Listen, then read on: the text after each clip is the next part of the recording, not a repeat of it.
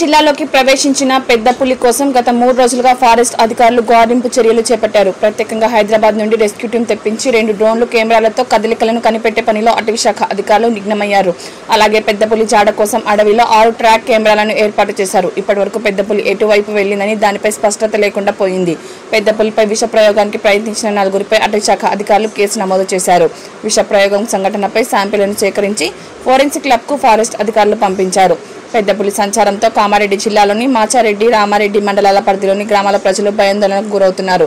అడవిలోకి ఒంటరిగా వెళ్లవద్దని అధికారులు ప్రజలను ఆదేశించారు. 1972 ఈ 2 సెక్షన్ల కింద వాళ్ళని రిమాండ్కి పంపించడం జరిగింది. ఈ 2 సెక్షన్స్ కూడా trespassing into forest and also hunting of wild animal. ఇక్కడ షెడ్యూల్డ్ 1 అయిన టైగర్ని హంట్ చేసే యత్నం జరిగింది కాబట్టి we have send them to remand. ఇవాళ 14 రోజుల రిమాండ్ జరిగింది వాళ్ళకి. సో ఫర్దర్ ఎంక్వైరీ కూడా జరుగుతుంది. మనకి ఫోరెన్సిక్ రిపోర్ట్ వచ్చిన తర్వాత మనకి అన్ని వివరాలు తెలుస్తాయి. Thank you.